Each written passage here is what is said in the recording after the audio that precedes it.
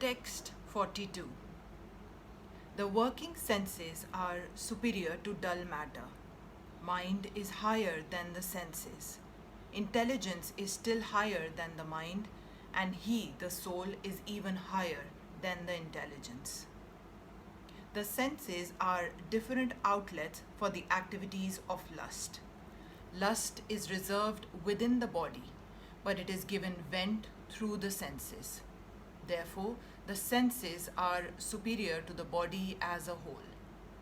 These outlets are not in use when there is superior consciousness or Krishna consciousness.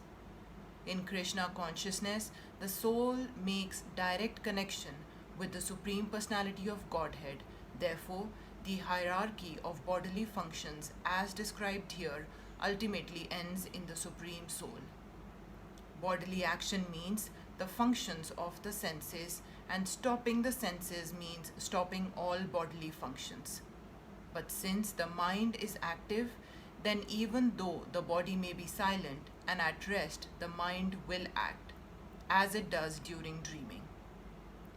But above the mind is the determination of the intelligence, and above the intelligence is the soul proper.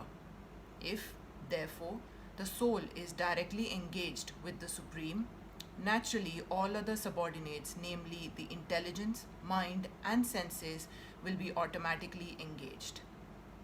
In the Katha Upanishad, there is a similar passage in which it is said that the objects of sense gratification are superior to the senses and mind is superior to the sense objects.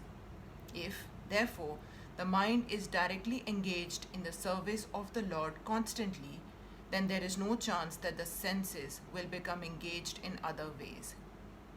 This mental attitude is already been explained.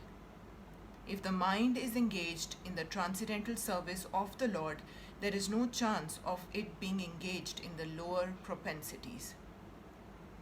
In the Katha Upanishad, the soul has been described as Mahan, the great. Therefore, the soul is above all, namely the sense objects, the senses, the mind, and the intelligence. Therefore, directly understanding the constitutional position of the soul is the solution of the whole problem.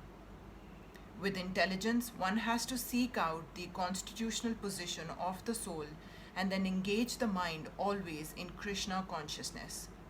That solves the whole problem. A neophyte spiritualist is generally advised to keep aloof from the objects of the senses. But aside from that, one has to strengthen the mind by the use of intelligence. If by intelligence one engages one's mind in Krishna consciousness, by complete surrender onto the Supreme Personality of Godhead, then automatically the mind becomes stronger, and then even though the senses are very strong, like serpents, they will no longer be effective than serpents with broken fangs. But even though the soul is the master of intelligence and mind, and the senses also still, unless it is strengthened by association with Krishna in Krishna consciousness, there is every chance of falling down due to the agitated mind.